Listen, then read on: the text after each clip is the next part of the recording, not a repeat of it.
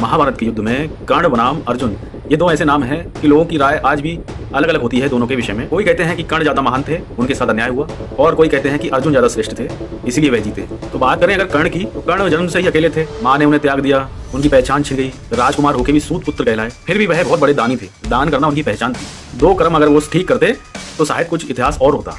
पहला, सूत पुत्र के रूप में अगर वह अपने आप को स्वीकार कर लेते तो जिन्होंने पालन पोषण किया उनका भी मान सम्मान रहता और खुद भी उनकी एक अच्छी इमेज बनी रहती, क्योंकि उनके पास अस्त्र शस्त्रों का दुर्लभ खजाना था। अगर वह अपने बाहुबल से चाहते तो आसपास के समस्त राज्यों को भी जीत सकते थे, यहाँ तक कि दुर्योधन को भी हरा सकते थे। और दूसरी गलती उन्होंने की थी दुर्योधन की नौकरी करके। दुर्योधन अगर कुछ गलत काम कर रहा है तो कर्ण मौन रहते थे, यानी उनकी सहमति। और दुर्योधन को उस गलती का कोई दंड देने आए तो कर्ण है, भीष्म है, इनसे उनको सामना करना पड़ेगा, जिससे दुर्योधन तो अधर्म के रास्ते पे जा ही रहा है, बढ़ावा कर्ण के साथ रहने से और ज्यादा पुष्ट हो जा रहा है। महाभारत में कई उदाहरण ऐसे मिल जाते हैं।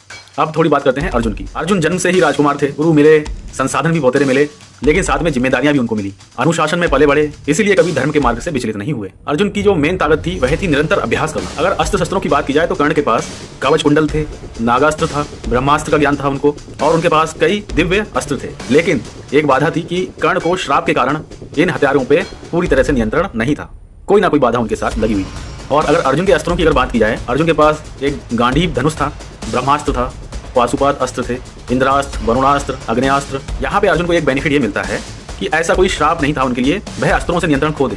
तो इसलिए अर्जुन अस्त्र चलाना जानते भी थे, नियंत्रण करना भी जानते थे, और उनके पास वह विद्या भी थी कि अस्त्रों को वह वापस भी बुला सकते थे। तो इसलिए यहाँ पे अर्जुन श्रेष्ठ बैठते हैं। अब अगर बात की जाए चरित्र की, कर्ण और अर्जुन का चरित्र किस प्रकार था, तो कर्ण तो दयालु तो थे, लेकिन किसी ऐसे व्यक्ति की उन्होंने शरण ले रखी थी कि ना चाहते हुए भी उसके कर्मों के अधीन कर्ण को भी होना पड़ता था।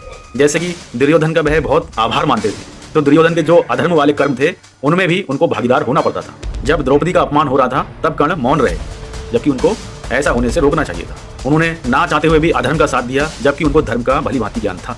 तो इसलिए कर्ण तो बुरे नहीं थे, लेकिन वह गलत पक्ष में खड़े हुए थे और मौन भी थे। और अगर अर्जुन की बात की जाए तो अर्जुन थोड़े भावुक स्वभाव के थे, दिमाग लगाने से पहले दिल से सोचते थे। महाभारत के युद्ध में तो उन्होंने अस्त्र और शस्त्र त्याग दिए थे, मोह ने उनको जकड़ रखा था। युद्ध से पहले ही उनको शंका हो गई बहुत, उन्होंने शस्त्र त्यागने का विचार कर दिया। भगवान को श्रीमद् भगवद गीता जी का ज्ञान देना पड़ा। अर्जुन ने सवाल जवाब भी किए, उसके बाद अर्जुन को ज्ञान की प्राप्ति होती है, उनका अज्ञान कटता है। तो इस प्रकार अर्जुन ने तो कई सवाल किए भगवान से, लेकिन कर्ण ने कई समझौते किए। इसलिए महाभारत सिखाती है कि जीत धर्म से तय होती है। तो दो शब्दों में अगर बात की जाए तो सबसे ज्यादा शक्तिशाली थे कर्ण, और शक्तिशाली होते हुए भी कर्ण सबसे ज्यादा दुखी भी थे। और संतुलित की बात की जाए तो सबसे ज्यादा संतुलित थे अर्जुन, तो इसीलिए वे सबसे ज्यादा सुखी भी थे। कर्ण महान थे अपने संघर्ष में और अर्जुन महान थे अपने धर्म में। तो जब इतिहास लिखा जाता है तो ये तो सब पूछते ही है कि ताकतवर कौन था, लेकिन ये भी पूछा जाता है कि धर्म के साथ कौन